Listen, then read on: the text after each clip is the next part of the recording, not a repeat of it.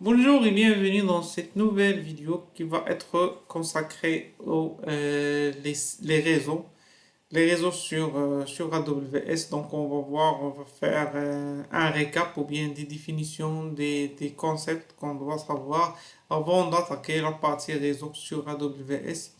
Donc voilà, donc on va commencer d'abord par une partie théorique où on va faire des définitions de chaque concept et après donc on va pratiquer ça avec un exercice où on va travailler sur un exercice sur AWS directement. Donc voilà, donc en commençant, d'abord c'est quoi un réseau? Un réseau c'est un ensemble, donc tout simplement c'est un ensemble de machines qui se connectent un avec l'autre. Donc le plus grand réseau bien sûr que vous avez tous, c'est l'Internet. On a des types de réseaux, on a les LAN, les WAN, comme l'Internet Wide Large Area. On a le LAN, c'est le réseau local où on a peu de machines. Donc en gros, voilà, un réseau, c'est un ensemble de machines qui se connectent entre eux via adresse IP.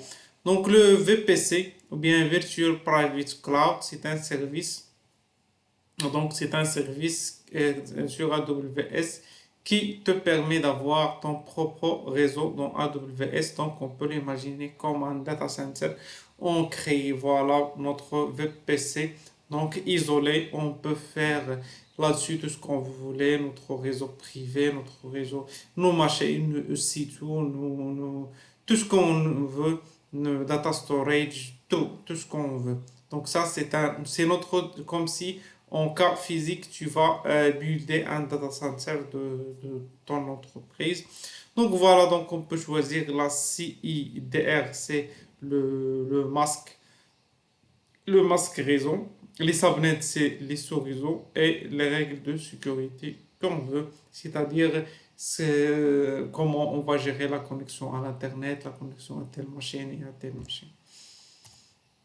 Donc, les sous-réseaux. Donc, on va définir c'est quoi un sous-réseau public et un sous-réseau privé. Donc, un sous-réseau public, donc, lorsqu'il est associé à une table de routage contenant une route vers Internet Gateway. Donc, tout simplement, un Internet public, si, qui est un sous-réseau public, qu'il est accessible depuis l'Internet et là, il peut se connecter à l'Internet, c'est-à-dire qu'on peut le connaître. Quand on dit l'Internet, on dit Internet Gateway. C'est en fait, le gateway, c'est comme la fenêtre, donc normalement, qui te permet de se connecter à l'Internet. Donc, s'il est connecté à cette Internet Gateway, c'est qu'il est connecté à l'Internet. Un sous-réseau est dit privé lorsqu'il ne contient aucune route vers l'Internet, c'est-à-dire il est isolé. Donc, il y a pas mal de cas où on a besoin de faire nos machines sur des réseaux privés, comme par exemple notre base de données, notre backend, notre opérations qu'on ne veut pas qu'ils soient accessibles via l'Internet. Donc on les met dans un réseau privé. Ce réseau, voilà, ça c'est juste une comparaison entre les deux, ce réseau public et ce réseau privé. Donc accès à l'Internet, bien sûr, il y a dans le réseau public et pas dans le réseau privé. Adresse IP publique, il y a dans le réseau public et pas dans le réseau privé.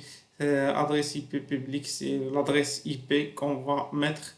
On va voir ça sur AWS, qu'on peut choisir une adresse IP publique. Cas d'usage, donc voilà réseau public comme par exemple un serveur Nginx, un serveur web, donc Nginx, donc on veut qu'il soit exposé à l'internet.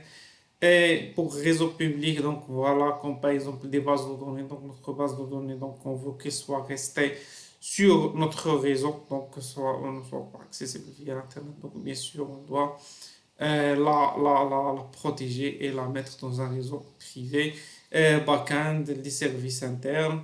Niveau d'exposition, donc voilà, réseau public exposé à l'Internet et réseau privé caché du public. Donc maintenant, l'Internet Gateway. Donc, Internet Gateway, c'est permettre Son principale fonctionnalité, c'est permettre aux ressources dans un sous-réseau public d'avoir accès à Internet. On peut la connecter à un VPC. Donc, il est lié à un VPC. Donc, on va voir le schéma. Donc, on a tout le VPC. Donc, ce VPC est là une Internet Gateway. C'est là où les ressources au sein de ce VPC peuvent se connecter à cette Internet Gateway et donc après avoir l'accès à l'Internet doit être lié à une route pour fonctionner. Donc, bien sûr, une Internet Gateway doit avoir un tableau de routage. AWS suit ce schéma aussi avec IP public, Internet Gateway et Internet, bien sûr. On va voir tout ça sur l'exercice. Donc, table de routage, il définit où le trafic sortant doit y aller. Lié à chaque subnet contient une route locale, une route vers IGT ou bien une route vers NAT au cas de les sous-services privés et route vers Internet Gateway au cas de les sous-réseaux privés. Donc le routage, c'est un GPS de trafic réseau dans ton VPC. Donc tout simplement, la table de routage, on va voir que si par exemple au sein de ce réseau, une machine veut se connecter par exemple à l'internet ou bien à une machine, donc on a deux main ou bien de colonnes principales, destination et target. Donc si tu veux aller sur cette destination, donc tu la passes vers ce target-là. Donc par exemple, si tu veux aller sur l'internet, tu passes par l'internet de Gateway. Donc c'est ça en gros le tableau de routage sur AWS. C'est comme si tu orchestres les flux, tout simplement. Donc si par exemple quelqu'un veut se connecter à l'internet, tu le passes par ici. Et si il n'existe pas cette ligne-là sur ce tableau de routage, il va échouer de se connecter à l'internet. Le NAT Network Address Translation, ça c'est pour les réseaux privés. Donc, elle permet aux instances privées de sortir vers l'Internet, mise à jour API, etc. Donc, une source peut avoir par exemple un besoin pour récupérer quelque chose à l'Internet. Donc, il doit le faire via ce NAT. Donc, fonction en sens unique, pas d'accès entrant. C'est-à-dire, l'Internet ne peut pas accéder à cette ressource, mais il peut aller par exemple à l'Internet récupérer le truc qu'il veut. Donc, il y a deux types. NAT Gateway, c'est AWS qui gère, donc tu crées le NAT sur AWS. Et NAT Instance, c'est de qui tu configures, donc à toi de configurer sur ton instance. Exemple, une base de données dans un subnet privé peut télécharger des patchs via le NAT. Voilà comment c'est dit, comme tu veux par exemple une base de données que tu dois télécharger depuis l'internet et ta ressource existe dans un sous-réseau qui est privé, donc tu peux passer par le NAT. Donc voilà, donc ça c'est l'exercice qu'on va faire. Et ça, donc ça c'est le modèle de la plupart des d'architectures qui existent normalement. Donc on a notre VPC. La VPC c'est notre data center. Voilà, elle est comme ça. Il englobe tous nos machines, toutes nos ressources, tout le tout. Comme si tu as un data center pour ton entreprise. Et pour ce data center, donc normalement, on va créer un Internet Gateway pour permettre de se connecter aux ressources qui existent dans le sous-réseau public, voilà, qui se connecte à l'Internet. Et le router là, donc normalement ça, on va faire le tableau de routage. On va diriger les connexions qui veulent se connecter à l'Internet. On va les diriger vers l'Internet Gateway afin de sortir. Donc ils ne veulent pas sortir comme ça, donc les réseaux vers l'Internet. Non, ils vont avec ce routeur là. Donc normalement si une requête veut se connecter à l'Internet ou récupérer quelques trucs, donc il va passer à la gateway, ou bien s'il arrive, donc il va aller depuis cette gateway là. Et on va voir aussi notre réseau privé. Donc là, donc normalement, je vais aller sur AWS. Donc je vais commencer par créer le VPC. Ok, je vais chercher ici le VPC. et cliquer là-dessus. Donc voilà, donc on arrive ici à notre VPC dashboard. Donc là, donc je vais créer ici, cliquer sur VPC. Donc là, donc normalement create VPC. Donc on a VPC 1. Donc voilà VPC par exemple. Voilà VPC. Donc c'est mieux qu'il soit significatif dans des mots. Ok, donc je vais là donc normalement ça c'est IPv6 donc ça donc normalement on va mettre le masque. Le masque c'est sur réseau. Donc pour le masque sur réseau donc on peut faire soit /16 soit /28 pour que ça c'est selon normalement selon notre besoin. Donc là donc normalement je vais faire voilà, je vais faire celle qui est ici. Donc là, donc, normalement, je vais faire 10.0.0.16. Donc /16, c'est-à-dire de permettre au sous-réseau que normalement on aura 10.0 fixe. Ça, ils sont fixes à notre VPC. Et .0.0, ça, donc normalement, on peut les changer selon notre distribution, selon notre sous-réseau ici. Donc, donc je vais faire par exemple 10.0.0.0.0/16. Donc là, donc ça c'est le masque. Donc je vais laisser tous les données par défaut. Donc voilà, je vais faire create VPC. Et donc là, donc on a créé notre premier VPC. Et donc quand on dit VPC, donc on dit Internet Gateway. Donc là, donc normalement, on va lui associer une Internet Gateway afin de le permettre à bien se connecter. Donc là, donc normalement, on va aller se connecter à Internet, create Internet Gateway. Donc on va dire VPC-démo ou bien Internet Gateway et j'ai Internet Gateway par exemple démo. Voilà.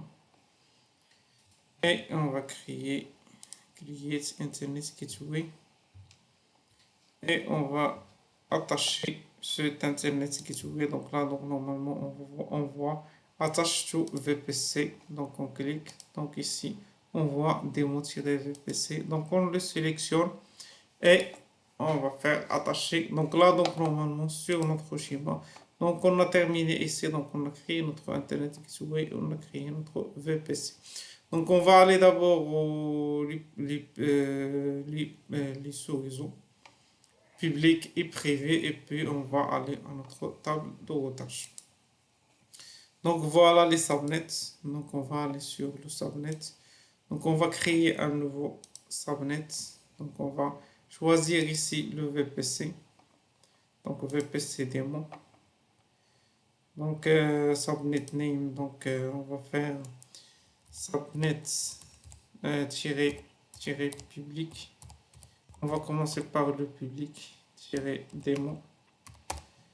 Voilà, availability zone. Donc on va créer et on va l'être sur cette zone là. Donc on a choisi 3C. Paris. Donc IPv6 bloc. Donc ça, donc on ne peut pas la changer. Il dépend normalement de l'autre. Et là, donc, normalement, on va choisir le nôtre. Donc là, donc, normalement, on va faire, par exemple, point 0, point, ici, celui-là, on peut le changer, point 1, point 0. Et là, donc, normalement, toutes les ressources qui sont sur ce public subnet, ils vont avoir 10.0.1. Ils vont avoir le même 3 premiers nombres. Et après, donc, ce 0-là peut avoir 1, 2, 3, 4, etc. Donc voilà, donc point 1. 2.0, 2.0 slash 24. Voilà, donc slash 24. Et on va faire donc c'est bon, c'est bon. AWS command line interface. Donc je pense que ça c'est bon. On va faire create subnet. Voilà, donc public. Et on va créer le privé, le subnet privé. Donc voilà, associé, donc subnet-privé-démo. Availability zones, donc on va faire celui-là. Donc ça c'est le bloc, donc ça on va faire 10.0.2.0 slash 24. Et voilà, donc là, donc, il nous affiche ici, si vous voyez, 256. C'est-à-dire, au sein de ce réseau-là, donc on a un choix de 256 adresses IP qu'on veut avoir. Donc, on va faire créer. Donc là, donc normalement, on a de ce réseau-là qui sont un public et un privé. Et là, donc, normalement, on va aller sur... Et voilà, et donc après, donc, on va voir que on est donc normalement, on doit créer les tables de routage. Donc, on va créer une table de routage qui va aller celui-là, donc public subnet, qui va le diriger vers l'internet. Celui-là, c'est un routeur, on peut faire le routeur, c'est la principale fonction du routeur déjà. Et on va faire aussi un table de routage qui va, il va guider celui-là vers son adresse privée. Mais on peut ajouter des routages selon le besoin de destination. Donc on va créer deux tables de routage. Donc le premier qui est important, qui est celui qui va diriger le subnet privé à l'extérieur. Donc routes-public, par exemple, -démon. Donc voilà, sélecteur VPC. Donc je vais celui-là VPC démon. Et donc là, donc normalement, create route stable. Donc voilà ce table de routage. Donc on va aller ici modifier les routes. Donc on va créer une nouvelle route qui est 0.0.0, c'est l'internet. Ça signifie l'internet, c'est-à-dire on peut se connecter à l'internet et on est aussi visible depuis l'internet. Donc on va ici faire le target qui est le gateway qu'on a créé. Donc on va la charger. Visual Internet Gateway, c'est là. Et donc on va aller IGW démon. Donc voilà, on la sélectionne et on va faire Save Changes. Donc là, donc normalement, on n'a pas terminé. On doit relier ce table de routage à notre ce réseau. Donc on va aller ici, Subnet Association, Edit Subnet Association. Et donc on va ajouter ce réseau public ici. Donc cliquez, donc on va faire Save Associations. Et là, donc normalement, on a notre table de routage qui est associée à notre VPC, aussi associée à notre ce réseau public. Et du coup, on va aller donc maintenant pour créer celui-là de réseau privé. Donc on va aller créer table de routage. Donc ici, router privé-démon. Voilà, sélecteur VPC, donc on va faire ici VPC démon et on va faire create route stable. Et donc là, on va aller ici, donc on n'a pas besoin d'ajouter des routes là, donc normalement ça c'est la route qui nous dirige vers notre local. Donc ça c'est par défaut. Donc si on a par exemple au sein de ce VPC, on a besoin de se connecter à une machine qui est extérieure, donc on doit ajouter ici son adresse IP. Ici, donc là, Subnet Association, donc là, donc normalement, on va le relier à notre sous-réseau privé Save Association. Donc voilà. Donc maintenant on est bon. Donc on a donc fait notre sous-réseau public, on a fait notre sous-réseau privé. Donc on a fait notre router, notre Internet Gateway et bien sûr notre VPC. Donc on va essayer de créer une instance EC2 qui est sur par exemple cette adresse publique. Et c'est la même chose sera sur cette adresse privée, dans ce sous-réseau pardon privé. Donc là donc normalement on va aller à la page d'accueil. Donc on va cliquer sur EC2. Donc c'est vraiment très important de comprendre ces concepts-là du VPC et les sous-réseaux parce que parfois il y a des connexions qui ne marchent pas et vous disiez pourquoi elles ne marchent pas, pourquoi ça, pourquoi ça. Donc là c'est très important de comprendre ça. La notion des sous-réseaux aussi, la notion de sécurité groupe, elle est aussi très très importante. Il permet vraiment de diriger les flux, donc c'est très important de comprendre ça. Donc je vais faire ici par exemple aussi de tirer public-démon. Voilà, donc là donc normalement on peut choisir le Ubuntu. Ok, donc on va juste attendre un petit moment. Voilà, donc c'est choisi pour nous. Voilà, on laisse celui-là qui est par défaut. Le keeper, donc je choisis un. J'ai déjà fait un démo où je montre le keeper, comment travailler avec et tout. Donc, vous pouvez le voir. Mais c'est très simple, c'est pour les sécurités, pour se connecter. Donc là, donc normalement dans Network Setting, donc là, donc normalement on doit modifier ici. Donc ici le subnet, donc normalement on va faire un subnet privé, public. Donc je vais le chercher, il est où? Subnet Availability Zone. Ok, il s'appelle comment? Il n'y a pas ce nom là ici. Ok. Ok, donc c'est parce que j'ai pas choisi le VPC démon. Ok, désolé. Donc, normalement, par défaut, il crée un, mais normalement, non, on veut sélectionner celui-là qu'on a fait. Donc là, donc, normalement, vous couchez ici le VPC, que vous allez choisir le PC démon. Et là, donc, normalement, ici, vous choisissez, on a le privé et public. Donc là, donc, normalement, je vais choisir le public. Et sur le public, donc, ici, vous choisissez une auto-assigned IP public, donc je vais faire enable pour qu'il assigne une adresse IP publique.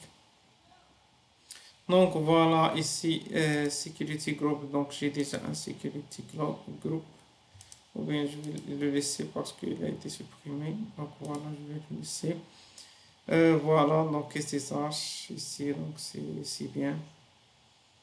Ok, ok, donc je laisse tout ça. Donc ce que j'ai bien modifié, donc c'est ça. Donc si vous modifiez pas le network setting ici, donc il va vous donner des paramètres par défaut. Et là, donc normalement, vous ne pouvez pas sélectionner votre subnet. Et là, donc normalement, je vais faire launch instance. Et là, donc donc créer notre instance publique. Voilà, ici, on va attendre à ce qu'il ici termine le pending à l'état running. Et on va essayer de se connecter là-dessus et voir si tout marche bien. Donc après que, voilà, donc il est maintenant à running. Donc on va aller à outils.